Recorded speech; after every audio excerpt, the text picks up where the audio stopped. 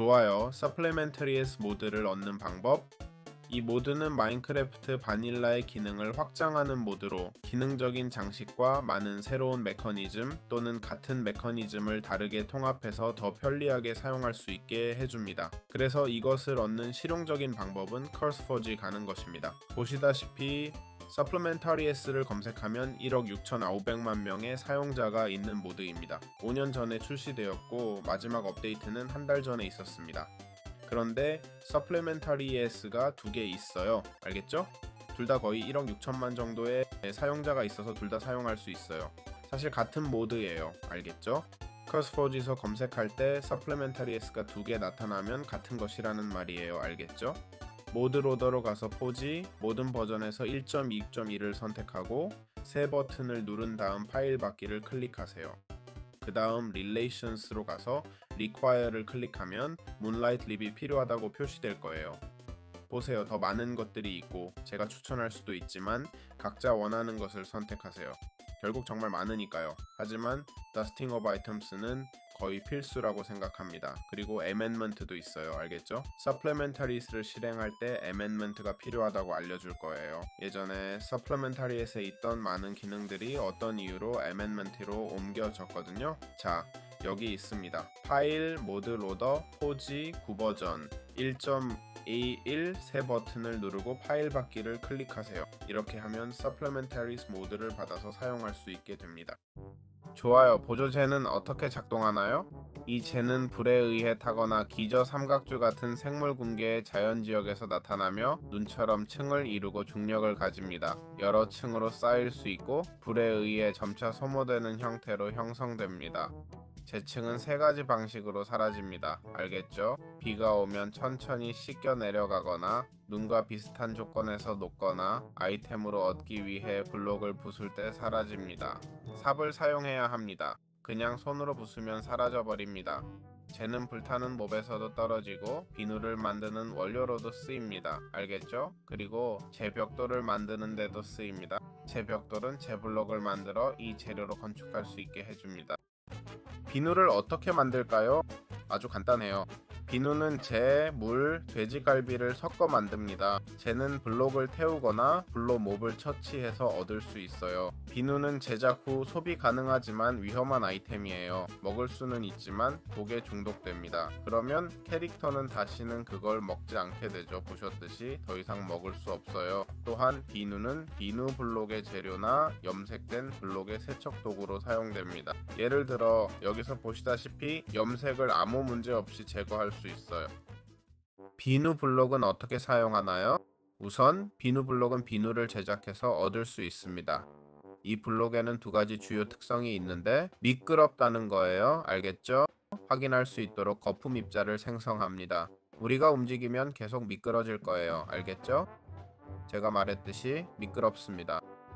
또한 비누는 색깔을 지우는 데 쓰입니다. 알겠죠? 보시다시피 블록을 흰색으로 되돌리고 염료를 제거하는 데 사용됩니다. 배너를 염료 없는 흰색 상태로 되돌리고 구리처럼 왁스 처리된 블록에서 왁스도 제거해요. 직접 확인해보세요. 아, 이제 없어진 것 같네요. 이상 비누의 용도였습니다. 아주 좋아요. 재 벽돌로 어떻게 건축할까요? 만약 재가 많이 남는다면 오븐에 구워서 재 벽돌을 만들고 이걸로 블록, 계단, 슬라브, 벽 등을 만들 수 있어요. 이 블록들은 순전히 장식용이지만 대규모 화재나 자연적으로 생긴 재를 활용할 수 있게 해줍니다.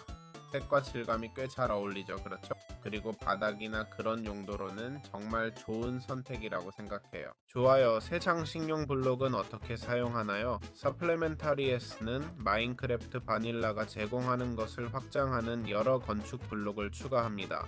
예를 들어 석판, 계단, 벽이 있는 라피스라줄리 블록이 있죠. 또한 돌 타일이나 블랙스톤 타일도 있는데 이것들은 돌 벽돌에 새로운 질감을 더하지만 훨씬 부드러운 느낌으로 보입니다. 이 블록들은 특별한 기능은 없지만 돌 텍스처 종류를 크게 늘려주며 모드의 목적은 미적인 빈틈을 채우는 것입니다. 예를 들어 이미 다른 재료로 만든 벽과 계단이 있다면 여기서는 라피스라줄리와 새로운 석재 변형의 완전한 세트를 얻게 됩니다. 또한 얇은 나무도 볼 수 있는데 통나무가 섞여 있고 장식성을 높이기 위한 많은 새로운 건축 블록이 추가됩니다. 좋아요. 마인크래프트 서플리멘터리에서 도브와 프레임을 어떻게 만들까요? 기본적으로 도브는 서플리멘터리의 중세 스타일 블록으로 보시는 것처럼 밀과 점토공으로 제작됩니다. 이걸 단독으로 쓰거나 막대기와 조합해 프레임 도브를 만들 수 있는데 각각 중세나 일본식 목조 가옥의 외관 같은 다양한 디자인이 있습니다. 이 블록들로 개성 있는 농가, 마구간, 마을집 벽을 지을 수 있어 마인크래프트 스타일을 유지하면서도 새 텍스처를 즐길 수 있죠. 프레임 도브는 일반 단단한 블록처럼 작동해서 추가 기능 없이도 지붕, 벽, 바닥에 자연스럽게 어울립니다. 이동 가능한 프레임은 어떻게 작동하나요? 프레임 또는 목자의 프레임은 장식 구조물로 놓고 물리적으로 통과할 수 있는 블록입니다. 이들은 빈 프레임 역할을 하며 내부의 어떤 블록도 전시할 수 있습니다. 예를 들어 가문비나무 통나무로 시도해 봅시다. 우클릭하면 보시다시피 배치할 수 있습니다. 이제 하나의 블록이 되었죠. 알겠나요? 사실 모두 부수면 프레임 자체도 깨집니다. 이렇게 우리는 통과할 수 있는 상징적인 문, 링, 액자, 떠있는 쇼케이스를 만들 수 있어요. 의심과 모드의 다른 블록들과 결합하면 정말 멋지게 보일 수 있습니다. 장식용으로만 쓰는 가짜 포털도 만들 수 있어요. 이 모드는 프레임에 순간이동 기능은 없지만 세계 안에서 아이템을 전시하는 미적 기능이 있습니다. 좋아요. 설탕 블록을 어떻게 활용할까요? 이 블록은 설탕 9개로 만들어지며 다른 압축 블록처럼 설탕을 적은 공간에 저장하고 하얀 질감의 장식용 블록으로 사용됩니다. 모래나 자갈처럼 행동하는데 중력을 가지고 지지대가 없으면 떨어지며 특이한 점은 물과 접촉하면 녹는다는 것입니다. 물속에 설탕 블록을 놓으면 즉시 사라지는데 마치 실제 솜사탕이 녹는 모습을 흉내냅니다. 녹아도 아이템이 남지 않으며 실용적이라기보다는 시각적 효과입니다. 이 특성은 창작 맵에서 시각 효과나 홍수가 오면 사라지는 작은 함정으로 활용할 수 있습니다. 아주 좋아요. 마인크래프트 서플리멘터리에서 대나무 가시 함정을 어떻게 만들까요? 대나무 가시는 서플리멘터리에서 치명적인 블록입니다. 어떤 개체든 그 위를 걸으면 죽을 때까지 지속적인 피해를 입습니다. 보시다시피 일부는 독, 느려짐, 즉시 피해, 심지어 약화 효과도 줄 수 있습니다. 이 가시들은 대나무와 반블록으로 제작됩니다. 포션 효과를 적용하려면 지속 물약이 필요한데 이건 드래곤을 물리친 후에 얻을 수 있어서 모드 내에서 꽤 고급 블록입니다. 피스톤처럼 다양한 각도로 설치할 수 있어 벽과 천장에 함정을 만들 수 있고 기지 방어, 모험 던전, 자동 피해 장치에 이상적입니다. 아주 좋아요. 마인크래프트 서플리멘터리에서 열쇠로 문과 금고를 잠그는 방법은 서플리멘터리 열쇠는 네더라이트 문이나 금고를 등록하는 데 사용돼요. 여기 있는 이것이 금고예요. 여기 예를 들어 금고가 있습니다. 만약 제가 이 금고에 키라는 열쇠를 할당하고 서바이벌 모드로 가면 보시다시피 더 이상 열 수 없어요. 문도 마찬가지예요. 하지만 열쇠를 가지고 있으면 잠금을 해제할 수 있어요. 열쇠의 비밀번호를 지정하고 블록에 사용하면 그 열쇠가 연결되어 인벤토리에 열쇠를 가진 플레이어만 블록을 열 수 있어요. 연결은 블록의 Shift 우클릭으로 하고 속성을 되돌리려면 열쇠를 다시 사용하면 됩니다. 열쇠가 든 디스펜서로 자동화도 가능해서 플레이어가 열쇠 없이도 문이나 금고를 열 수 있어요. 이상입니다. 금고로 아이템을 어떻게 보호하나요? 네, 금고가 있어요. 슐커 박스와 네더라이트 주개를 결합해 만들어요. 개선된 슐커처럼 작동해요. 부수고 다시 놓아도 내용물이 유지돼요. 또한 네더라이트 덕분에 화염 저항이 있고 용암에서도 타지 않아요. 열쇠로 연결하면 그 열쇠만 열 수 있어요. 다른 플레이어들이 보고 가져갈 수도 있거든요. 하지만 열쇠 없이는 안을 볼 수 없어요. 알겠죠? 보시다시피 오른쪽 클릭해도 열쇠 없으면 열 수 없어요. 모드 설정에서 열쇠 소유자만 금고를 부술 수 있게 옵션을 설정할 수 있어요. 이렇게 하면 아무도 금고를 훔칠 수 없어요. 이렇게 하면 선인장으로 파괴되는 것도 막을 수 있어요. 이론적으로 그게 약점 중 하나거든요. 선인장으로 파괴한 뒤 안에 있는 것을 가져갈 수 있으니까요. 아니네요. 아이템이 떨어지지 않아요. 그냥 부서지고 끝이에요. 알겠어요. 그래서 누군가 금고를 파괴하지 못하게 하는 거예요. 보충 모드에서 깃발과 배너를 어떻게 사용하나요? 보충 모드는 배너처럼 사용할 수 있는 가로형 깃발을 추가합니다. 어떤 나무로든 제작 가능하고 배틀의 패턴이나 기존 배너 패턴을 포함해 바닐라 배너와 같은 디자인을 사용할 수 있어요. 알겠죠? 제작법은 이렇게 되어 있어서 막대기를 왼쪽으로 옮기기만 하면 됩니다. 깃발은 같은 기본 색상을 공유하면 배너 디자인을 옮길 수 있고 살짝 흔들리는 애니메이션으로 마인크래프트의 장식성을 높여줍니다. 성벽, 탑, 클랜 기지에 정말 잘 어울립니다. 염색과 패턴 적용 방식은 바닐라 배너와 같지만 보충 모드 덕분에 새로운 형태와 방향을 즐길 수 있습니다. 마인크래프트 서플리멘터리에서 막대기와 깃대를 어떻게 설치하나요? 서플리멘터리의 가장 멋진 팁 중 하나는 막대기를 설치할 수 있다는 거예요. 알겠죠? 이렇게 하면 막대기를 이용해서 원하는 건축물이나 다른 어떤 용도로도 사용할 수 있어요. 게다가 수평과 수직으로 배치해서 장식을 더욱 완성할 수 있어요. 십자가, 가는 기둥, 가벼운 구조물을 만들 수 있고 장식용일 뿐만 아니라 깃대 역할도 해요. 막대기 위에 깃발을 놓으면 완전한 깃대가 돼요. 그리고 Shift 클릭으로 깃발을 내릴 수 있어요. 이걸 하나로 만들어 볼게요. 여기 있네요. 보시다시피 깃발을 내리고 우클릭으로 다시 올릴 수 있어요. 이 기능으로 깃발을 클랜 역할극이나 기지 상태를 표시하는 신호로 활용할 수 있어요.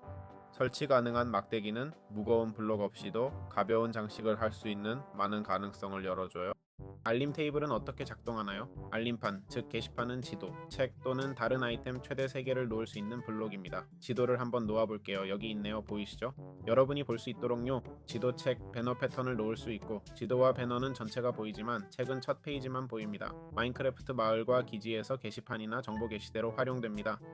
게시판이 레드스톤 신호를 받으면 책 페이지가 넘어가서 챕터 순환 도서관, 게임 내 튜토리얼, 연속 메시지 같은 복잡한 시스템을 만들 수 있어요. 한번 시도해 봅시다. 쓸 수 있는 책을 가져와 볼게요. 헬로 월드. 좋아요. 이제 놓아 볼게요. 자, 이렇게 됐네요. 여기 책 내용이 있고 레드스톤을 넣으면 실제로 페이지가 넘어가죠. 보이시나요? 정말 흥미로운 기능이네요. 그럼 게시판은 어떻게 만드나요? 나무 판자와 종이로 만들 수 있어요. 마인크래프트 보충 모드에서 아마 재배법과 목초지 사용법. 아마는 보충 모드의 새 작물로 물 근처 건조한 바이옴에서 야생으로 자라며 식물을 부수면 아마를 얻을 수 있어요. 그리고 아마 씨앗도 얻을 수 있어요.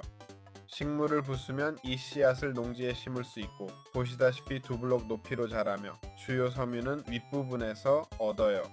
그래서 식물 전체를 부술 필요는 없어요. 지금까지는 이미 그렇게 하고 있네요. 아마로 무엇을 만들 수 있을까요? 밧줄, 자루, 로프, 압축 블록을 만들 수 있고 아마 다발과 밀다발을 합치면 목초지를 얻어요.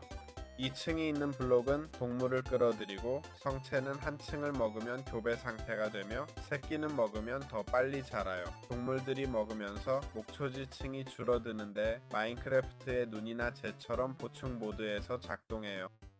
좋아요. 아이템과 선물. 함정을 어떻게 나눠줄 수 있을까요? 기본적으로 선물 블록은 종이로 제작되고 멀티플레이어 서버용이며 다양한 색으로 염색할 수 있어요. 보시다시피 각 색깔마다 다른 무늬가 있어요. 알겠죠? 보시다시피 크리스마스가 다가오면서 모든 색상이 준비되어 있어요. 선물을 놓으면 수신자, 플레이어, 이름을 선택하고 짧은 메시지를 쓰는 창이 열려요. 포장 후에는 발신자와 수취인만 열 수 있어요. 또한 열면 레드스톤 신호를 보내는 함정 버전도 있어서 장치나 폭발을 일으켜 재미있는 장난을 칠 수 있어요.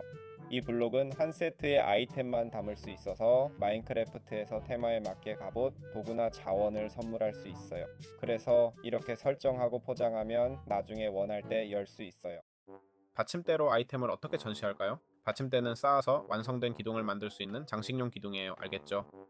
지금 보시는 것처럼요. 이런 종류의 기둥을 만들 수 있어요. 주요 기능은 아이템을 눈에 띄게 전시하는 것이며 올려놓은 물체는 받침대 위에 떠 있는 것처럼 보여요. 검이나 삼지창의 경우 마치 전리품처럼 블록에 꽂혀 보입니다. 검으로 한번 시도해 볼게요. 보세요. 저기 있네요. 꽂혔어요.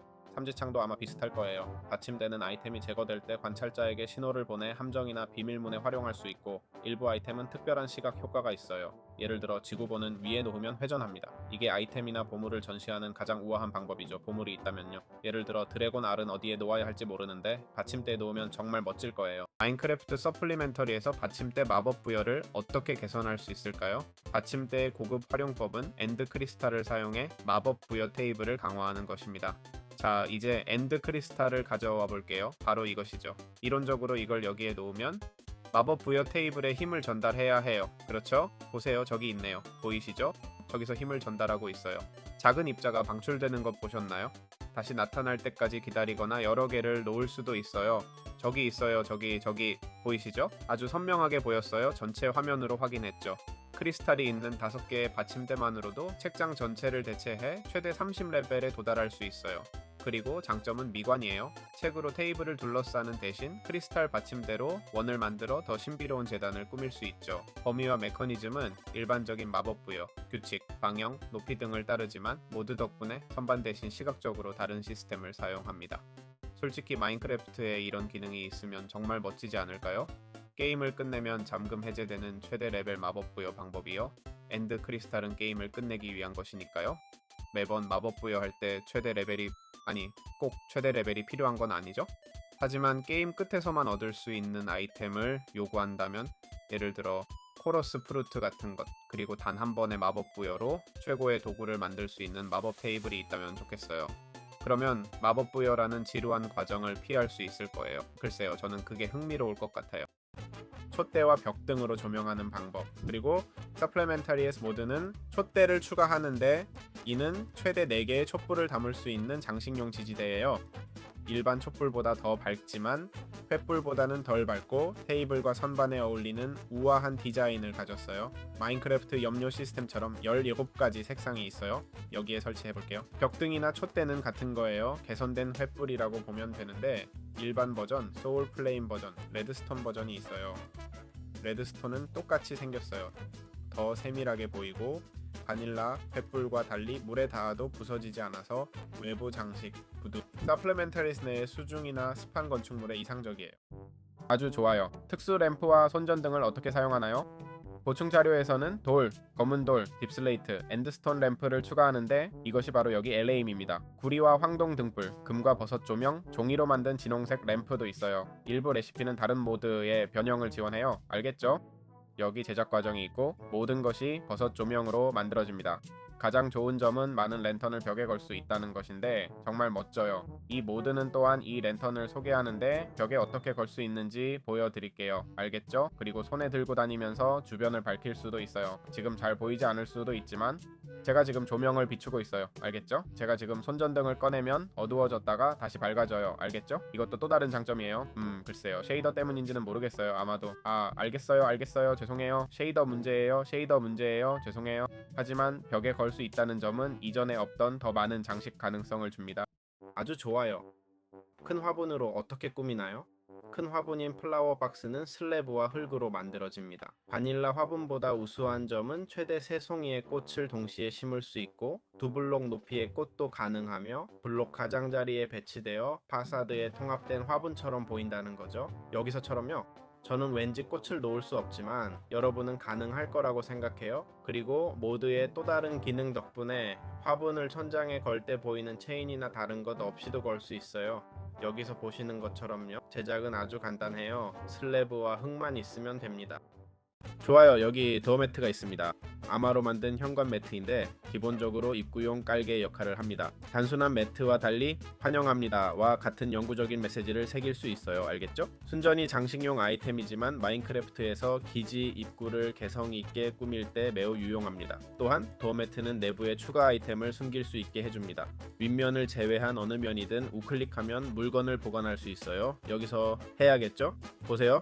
방금 거기에 보관했어요. 알겠죠? 우클릭으로 아이템을 저장하고 다시 우클릭하면 꺼낼 수 있습니다. 이 특징 덕분에 열쇠, 책이나 귀중품을 숨기는 작은 보관함이 되어 실용성과 재미를 함께 제공합니다. 마인크래프트 서플리멘터리에서 컵과 액체 사용법을 알아보세요. 성배 또는 자는 액체를 보여주는 장식용 블록입니다. 양동이가 아닌 병으로 채우며 물약이나 꿀처럼 병에 담을 수 있는 액체를 담을 수 있어요.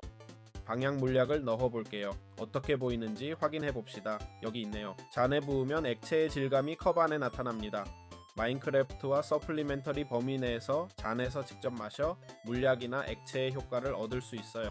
고블리슨 비교기와 상호작용해 액체 감지가 가능하며 연회 테이블 재단 연금술 실험실에서 일반 병 대신 물약을 시각적으로 전시하기에 이상적입니다. 좋아요. 여기 점토 조각상들이 있고 보조 모드에서 어떻게 설정하는지 보여드릴게요. 이 조각상들은 매끄러운 돌과 점토 블록으로 제작됩니다. 작은 크기이며 장비를 들고 있을 수 있지만 크기 때문에 아머 스탠드를 대체하진 못해요. 주어진 아이템에 따라 검이나 촛불을 들고 있는 등 다양한 자세를 취하고 레드스톤 신호를 받으면 인사하는 애니메이션을 시작합니다. 한번 시도해 볼게요. 레드스톤 블록을 가져와서 조각상에 신호를 주면 보시다시피 인사를 시작합니다. 이론적으로는 다른 아이템들도 장착할 수 있어요. 한번 해볼게요. 여기 검이 있네요. 다른 종류의 아이템도 시도해볼게요. 예를 들어 곡괭이요. 같은 자세를 취하네요. 갑옷을 입혀볼게요. 예를 들어 투구요. 안되네요. 받아들이지 않아요. 이론적으로는 제작자의 후원자들이 특별한 스킨과 애니메이션을 받지만 기본 기능은 변하지 않아요. 조각상은 호퍼와 연결할 수 있어서 호퍼에 떨어진 아이템이 조각상에 장착되어 마인크래프트에서 아이템 추첨이나 자동 전시가 가능해요. 알겠죠? 한번 시도해 볼게요. 좋아요. 호퍼가 아이템을 가져갔고 위에 하나를 올려볼게요. 네, 실제로 잠시 동안 무엇을 가지고 있는지 시각적으로 보여주네요. 비교기나 다른 시스템을 사용하면 이걸 구현할 수 있어요.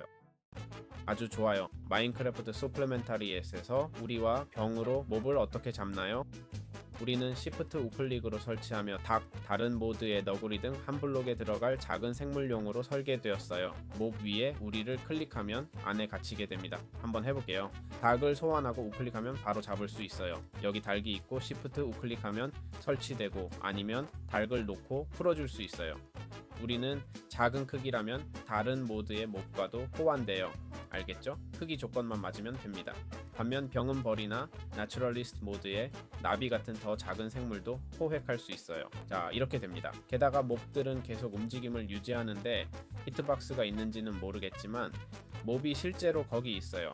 때릴 수 있을지는 모르겠네요. 사실은 안 되는 것 같아요. 또한 병에는 최대 12개의 쿠키나 액체를 저장할 수 있어요. 병을 놓고 쿠키를 넣어 볼게요. 이렇게요. 또는 최대 3개의 큐브까지 액체도 담을 수 있어요. 병에서 직접 쿠키를 먹거나 설정이 허용하면 액체도 마실 수 있어요. 두 아이템 모두 서플리멘터리에서 시각적으로 멋지고 실용적인 용기로 작동합니다. 이상입니다. 자루와 무게 효과는 어떻게 사용하나요? 자루는 아마와 실로 만들어지며 슐커처럼 작동하지만 초반에 9개의 슬롯이 있습니다. 3개 놓고 열고 부숴도 내용물을 잃지 않습니다. 이 모드는 자루 사용 시 짧은 열림 애니메이션을 추가하는데 잘 보이는지 모르겠네요. 아니네요. 아무것도 안 보여요. 또한 보충 모드는 무게 효과를 도입합니다. 인벤토리에 자루를 2개 이상 가지면 페널티가 시작됩니다. 먼저 이동 속도가 줄고 점프력이 감소하며 더 심해지면 달리기 능력을 잃습니다. 게다가 자루에는 중력이 있습니다. 개체 위에 떨어지면 모루보다는 적지만 모래보다 더 큰 피해를 줍니다. 이제 자루를 많이 가져와서 이 효과를 볼 수 있게 해보겠지만 잘 적용되는지 모르겠네요. 자루가 가득 차 있어야 하는지 모르겠어요. 좋아요. 이제 완전히 가득 찬 자루를 몇 개 가져가 볼게요. 저기 있네요. 느려짐 효과. 근데 내가 빈 자루를 버리면 그게 내 몸에서 벗겨질까요? 가득 찬 자루 때문이야. 그리고 나는 느림 4단계라서 점프도 못해. 자, 이제 몇 개를 없애야 하지? 5개 있는데도 여전히 효과가 있네? 맞지? 5, 알았어. 5자루면 이미 2단계 효과가 있네. 아마 2개부터 효과가 시작되는 것 같은데 맞지? 여기 봐. 2개만 들어도 벌써 효과가 있어. 아니. 알았어. 그럼 3개부터구나. 맞아. 3개면 이미 효과가 나타나고 조금 느려지고 점프는 같지만 더 느려졌어. 봐, 내가 얼마나 느리게 움직이는지. 말도 안 돼. 이 닭도 못 쫓을 것 같아. 조금은 되지만 지금 전력 질주 중인데 걷든 뛰든 똑같아. 뛸 수가 없어. 그냥 걷고 있어. 이 모든 걸 다 들고 있으면 말도 못해. 진짜 말도 못해. 오늘은 마인크래프트 서플리멘터리에서 로프를 사용해 등반하는 방법을 알아보겠습니다. 로프는 서플리멘터리의 핵심 요소 중 하나입니다. 보시다시피 로프를 타고 올라갈 수 있습니다. 수직이나 수평으로 설치할 수 있어요. 수직 로프는 히트박스가 없어서 통과할 수 있고 일반 낙하 속도를 줄여주며 땅에 닿을 때 데미지를 입지 않습니다. 즉석 엘리베이터로 완벽하죠. 수평 로프는 히트박스가 있고 줄타기 역할을 합니다. 그 위를 걸을 때 화면이 약간 흔들리는데 마치 보시다시피 약간 흔들리죠? 균형을 잡는 것을 시뮬레이션 합니다.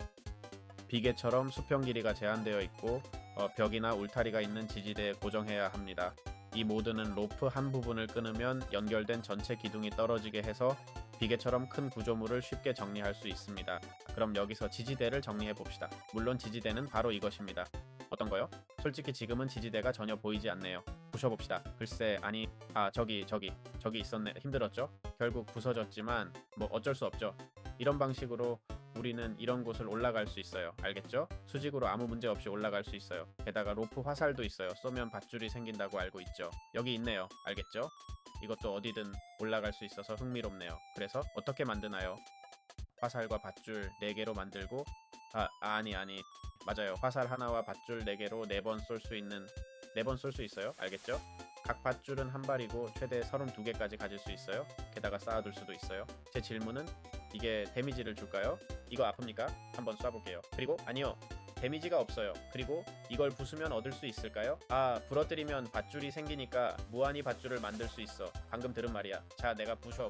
근데 이게 무슨 의미가 있지? 이해가 안 돼. 화살 돌려받을 수 있어? 화살을 되찾을 수 있어. 여기 모드 개발자가 이 글을 보고 있다면 꼭 고쳐주세요. 아니야. 화살을 회수해야 해. 발사 기능이 있으니까. 근데 그게 나한테 내가 화살을 수리할 수 있게 밧줄을 줬어. 즉, 무한한 밧줄을 갖는 방법이야. 나에겐 말이 안 돼. 아주 좋아요. 이 마인크래프트 서플리멘터리에서 밧줄과 도르래로 블록을 움직이는 방법은 무엇일까요? 도르래 블록은 마인크래프트 서플리멘터리에서 체인이나 밧줄을 사용해 블록을 올리고 내릴 수 있어요. 블록 자체에 인터페이스가 있어서 밧줄이나 체인을 추가하면 저장된 재료에 따라 텍스처가 변해요. 턴테이블로 도르래를 돌리면 여기 보이죠? 약간의 동력을 주는 거예요. 좋아요. 저기 회전하고 있죠? 그렇죠? 보시다시피요. 그리고 거기서 밧줄을 내릴 수 있어요. 렌치나 크랭크로도 할 수 있어요. 간단하죠? 그래서 마지막으로 집은 블록이 저기 있고 그게 올라가면 우리가 가져갈 수 있어요.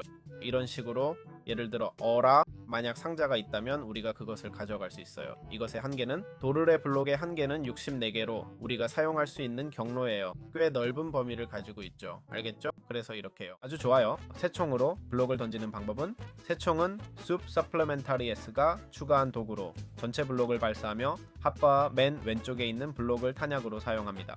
블록이 충돌할 때 적절한 위치라면 바닐라 규칙에 따라 예를 들어 사탕수수는 물 근처에만 설치되는 것처럼 블록이 배치됩니다. 그렇지 않으면 아이템으로 떨어집니다. 퀵셔트로 더 빠르게 장전하거나 물티셔트로 여러 블록을 동시에 발사할 수 있고 엔드시티에서만 얻을 수 있는 스타시스 인챈트도 있습니다. 스타시스가 있으면 발사체가 낙하 없이 직선으로 날아가고 충돌 지점이 흰색 테두리로 표시됩니다. 이를 통해 시프트 키 없이도 원거리에서 다리나 플랫폼을 건설할 수 있습니다. 엔더맨 같은 일부 개체는 높은 난이도에서 블록을 가로챌 수 있습니다. 그래서 그렇습니다. 이게 데미지를 줄까요? 글쎄요. 아마 아닐 거예요. 제가 블록을 발사해 볼게요. 보시다시피 그냥 떨어질 뿐 생명력을 깎지는 않네요. 바로 이겁니다. 새총은 이렇게 제작합니다. 폭탄이나 블루 폭탄은 어떻게 사용하나요? 블루 폭탄은 TNT와 같은 피해를 주지만 블록을 부수지 않는 폭발성 투사체입니다. 이해되셨나요? 물이 풀 꽃등을 제거할 수 있는 경우는 예외입니다. 여기 이론상 철이 있는 곳에 던져보면 실제로 철을 제거해줍니다. 폭발 시 크리퍼를 점화시켜 전투에 유용하고 지형을 망치지 않으며 한갈이나 상자에서 찾거나 상인에게 살 수 있습니다. 블루 폭탄은 제작 불가능한 더 강력한 버전으로 넓은 범위에 피해를 주고 엔티티를 불태우며 약화 효과를 줍니다. 즉시 폭발하지 않고 경고 역할을 하는 짧은 섬광부에 폭발합니다. 이는 플레이어에게 반응할 시간을 주지만 계산된 공격도 가능하게 합니다. 로프 화살 사용법. 이것이 바로 로프 화살입니다. 이 화살은 착륙한 곳에 밧줄을 펼치고 내부에 최대 32개의 밧줄을 저장할 수 있습니다. 밧줄로 감싸서 시전하면 내용물이 재충전됩니다. 화살을 발사하면 충격 지점에서 아래로 밧줄이 남겨지며 보유한 밧줄만큼 사용됩니다. 화살을 회수하려면 그냥 올라가서 여기서 집으면 됩니다. 여기서는 13개의 밧줄이 사용되었습니다. 그리고 여기서는 14개가 사용되었습니다. 사용된 모든 밧줄이 여기 있습니다. 회수하고 싶다면 그냥 부수면 됩니다. 알겠죠? 이전 영상에서는 밧줄이 복제되는 줄 알고 의미가 없다고 했습니다. 그건 잘못된 정보였습니다. 사용 가능한 모든 밧줄은 실제로 소모됩니다. 크리에이티브 모드에서 플레이할 때 복제된다고 착각했던 것입니다. 모든 기능이 제대로 작동합니다. 알겠죠? 거리가 저장된 밧줄보다 짧으면 남은 밧줄은 화살 안에 보존되니 회수하는 게 좋습니다. 이 도구로 동굴에서 빠르게 탈출할 수 있으며 천장이나 높은 곳을 향해 쏘고 펼쳐진 밧줄을 타고 오르내릴 수 있습니다. 파머스 딜라이트의 밧줄과도 호환됩니다. 여기 제작법이 있습니다. 아주 간단하죠? 조화 거품 송풍기는 어떻게 쓰지? 기본적으로 버블 블로어는 거품을 쏘는 장난감 도구로 보시는 것처럼 이렇게 제작됩니다. 그냥 비누를 넣으면 기포가 생기고 보시다시피 비누로 충전됩니다. 정지 마법을 걸면 공중에 영구적인 버블 블록을 만들어냅니다. 공중에요. 자, 이렇게 만들었어요. 알겠죠?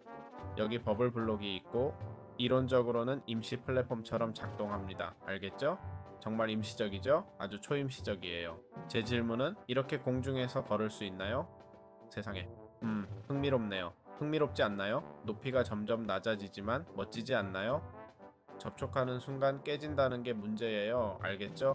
그게 문제예요. 만지면 부서진다는 거죠. 그러니까 아주 계산된 방식으로 해야 하거나 아니면 정말 흥미롭네요. 만지지 않으면 부서지지 않는다는 점이 중요해요. 알겠죠? 너무 많이 쓰면 세상이 거품으로 가득 찰 수 있으니 조심하세요. 또한 송풍기를 이용해 이론상으로는 자동 버블 블로어를 만들 수도 있어요. 알겠죠? 비누와 젖은 스펀지를 사용하면 돼요. 솔직히 어떻게 작동하는지 잘 모르겠어요. 아이템으로 던져야 하는지 아니면 글쎄 모르겠네요. 그래서 이게 다예요. 화살통으로 화살을 어떻게 관리하나요? 화살통은 고난이 돼서 스켈레톤 드롭으로 나타나거나 저택이나 던전 상자에서 찾을 수 있어요. 화살을 저장하고 종류를 빠르게 바꿀 수 있어요. 화살을 넣으려면 오른쪽 클릭을 유지하면 자동으로 이동해요. 알겠죠? 움직이거나 돌리거나 화면을 돌리면 자동으로 움직이는데 이게 얼마나 좋은지 모르겠어요. 하지만 커서로도 움직일 수 있고 솔직히 그게 더 좋을 것 같아요. 또는 1, 2, 3, 4km도 가능해요. 선택한 화살이 활에서 발사되며 화살통을 열어 모든 화살을 바로 넣는 단축키도 있어요. 화살통은 플레이어 모델에 시각적으로 나타나요. 알겠죠? 만약 그걸 장착하면 그렇구나. 인벤토리에 있어도 바로 나타나요. 오큘러스로 장착할 수 있을 거예요. 오큘러스가 아니라 큐리어스로요. 플레이어에게 장착 아이템을 많이 추가할 수 있게 해줘요. 좋아. 플루트로 애완동물을 부르는 법은 어떻게 할까? 플루트는 대나무 3개로 만들어. 알겠지? 이걸로 애완동물을 부를 수 있어. 사용하면 앉아있지 않은 모든 내 애완동물이 다가오고 특정 동물에게 우클릭하면 그 동물과 플루트를 연결할 수 있어. 연결된 플루트는 그 몸만 부르니까 마인크래프트에서 말 잃어버리는 문제를 해결해줘. 플루트는 연주할 때 랜덤 멜로디가 나오고 특정 곡 이름으로 바꾸면 항상 그 멜로디만 나와. 또한 말에 밧줄을 연결해서 사용할 수도 있어. 말은 늑대와 다른 애완동물들과 함께 너에게 올 거야. 화면에서 보듯이 음표가 어떻게 나오는지 확인할 수 있어. 그냥 이렇게 간단해. 좋아요. 렌치로 블록을 회전시키는 방법은 뭘까요? 렌치는 크리에이트와 비슷한 디자인이지만 바닐라 스타일에 맞게 조정되었어요. 구리로 만들어졌고 회전 도구로 작동합니다. 침대, 피스톤 등 회전 가능한 모든 블록을 돌릴 수 있어요. 알겠죠? 여기서는 심지어 이것도 돌릴 수 있어요. 슬랩 말이에요. 알겠죠? 여기 샹들리에 이것도 회전시킬 수 있어요. 알겠죠? 회전 가능한 것은 모두 돌릴 수 있어요. 그냥 우클릭만 하면 끝이에요. 시프트 클릭으로 회전 방향을 반대로 바꿀 수도 있어요. 렌치는 나무검처럼 약한 무기로도 쓸 수 있고 넉백 마법도 받아 타격 시 특유의 금속 소리를 냅니다. 사탕과 팬케이크는 어떻게 사용하나요? 기본적으로 서플리멘터리 모드에 2가지 새 음식을 추가해요. 첫 번째는 캐러멜인데 설탕, 종이, 꿀 한 병으로 만들어 배고픔 절반을 채워주지만 짧은 시간에 너무 많이 먹으면 메스꺼워져요. 알겠죠? 다른 긍정적인 효과는 없으니까 그냥 메스꺼움만 있어요. 그리고 다른 한편으로는 팬케이크가 있는데 3개 배치할 수 있어요. 보시다시피 우클릭하면 먹을 수 있어요. 그리고 케이크를 층층이 먹을 수 있어요. 블록당 최대 8개까지 쌓을 수 있고 꿀이나 초콜릿으로 글레이징 할 수 있어요. 한번 시도해 볼게요. 여기 있네요. 꿀 넣은 거예요. 초콜릿은 없지만 뭐 어쩔 수 없죠. 과일로도 할 수 있을지 궁금하네요. 코어 없이. 그래서 꿀로만 가능해요. 모드에 따라 다른 것 같아요. 병이나 수도꼭지를 사용해서 이렇게 하면 먹었을 때 짧은 속도 효과를 얻을 수 있어요. 원반 모양이라서 팬케이크를 주크박스에 넣을 수 있지만 이상한 소리만 날 뿐이죠. 해볼게요. 하지만 주크박스, 게다가 주크박스가 꽤 많이 바뀌었네요. 팬케이크 넣어볼게요. 이상한 소리는 아니네요. 이건 노래가 나오네요. 예전 버전에선 이상한 소리가 났을지 모르지만 지금은 노래가 나오네요.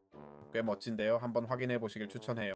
여러분은 듣지 못하겠지만 그래도요. 마인크래프트 보충 자료에서 황금과 네더라이트 문을 어떻게 사용하나요? 기본적으로 이것들은 문과 함께 금과 네더라이트 함정문을 추가하며 레드스톤과 특별한 방식으로 작동합니다.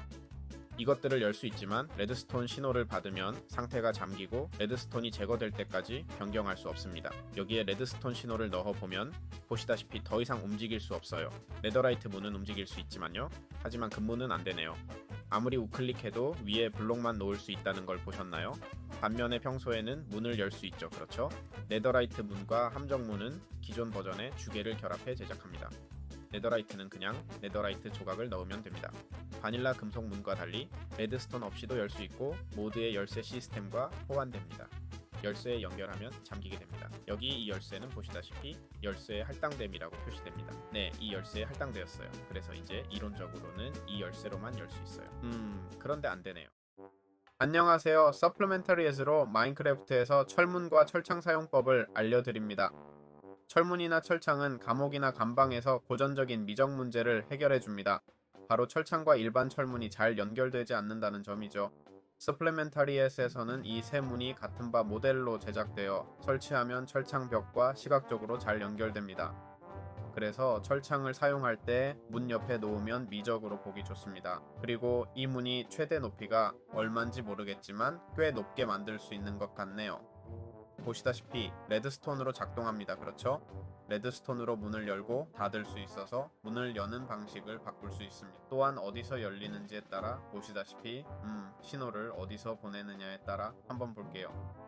아마도 버그가 있었나봐요. 아니네요. 다 열리네요. 전부 열립니다. 그래서 간단하게 이게 전부입니다. 좋아, 여기 걸린 표지판 행잉 사인이 있어. 예전에는 마인크래프트에 없었지만 지금은 포함됐고 예전 버전에 서플리멘터리즈가 추가했죠. 걸린 표지판은 어떤 나무로도 만들 수 있고 천장에 설치하면 흔들리는 애니메이션이 있어요. 한번 설치해 볼게요. 여기 있네요. 흔들리는 애니메이션은 안 보이지만 저기 있어요. 그리고 통과할 수도 있어요. 1줄의 텍스트와 아이템도 표시할 수 있어서 간판으로 매우 유용해요. 알겠죠? 저기 보이시죠? 레드스톤 블록을 올릴 수 있어요. 이건 확실히 모드의 일부예요.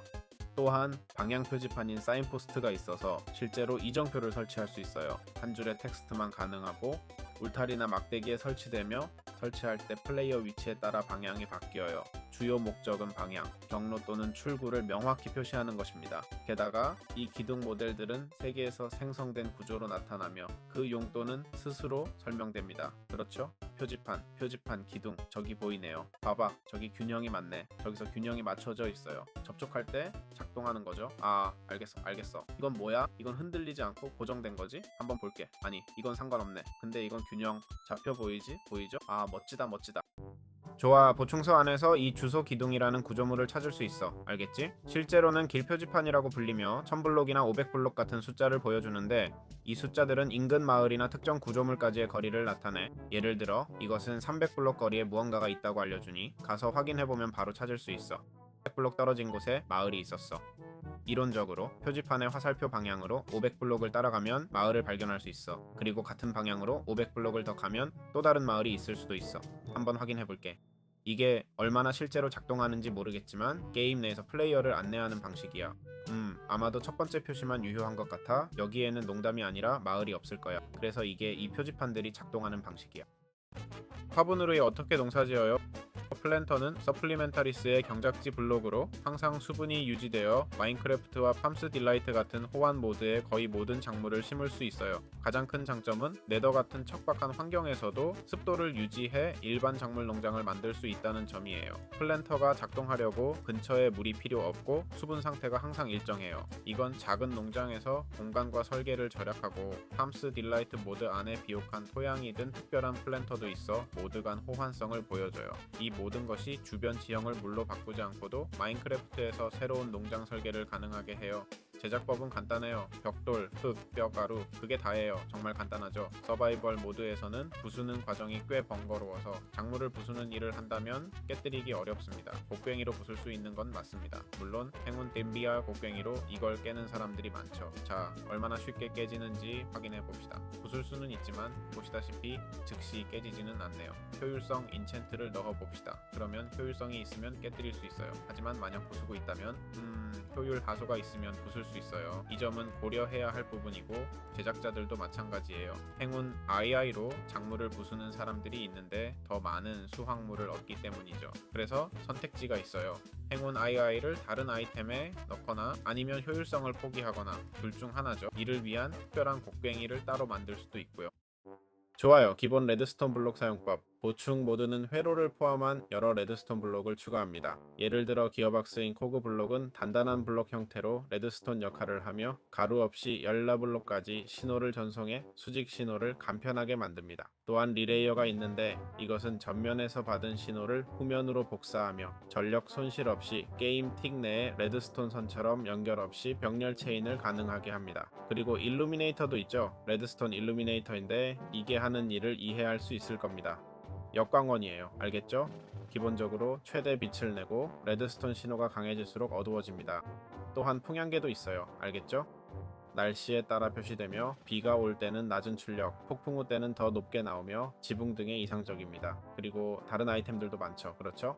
하지만 마인크래프트가 레드스톤으로 추가하는 다른 아이템들도 있다는 걸 조금 보여드리려고요. 사실 여기 레드스톤으로 가면 말 그대로 대포가 있어요. 알겠죠? 여기 적혀 있듯이 뭐든 쏠 수 있어요. 자, 품바 쏴봐요. 아, 화약이 필요하군요. 이해했어요. 넣어봅시다. 쏘세요 선생님. 바로 그거예요. 그리고 발사됐어요. 알겠죠? 품바. 그리고 떨어져요. 게다가 우리가 조종할 수 있어요. 품바. 알겠죠? 한편 아이템이 정말 많아요. 알겠죠? 그저 살펴보는 문제입니다. 뭐 그렇게 많진 않아요. 그렇죠? 우리가 다루지 않은 것도 많지 않아요. 수도꼭지가 있는데 물 용기를 비우는데 도움이 될 거예요. 크리스탈 디스플레이로 조명을 받을 수 있어요. 좋아요. 끝. 마인크래프트 서플리멘터리에서 도르래, 크랭크, 밧줄로 어떻게 자동화할 수 있을까요? 도르래 외에도 도르래 블록이 있어요.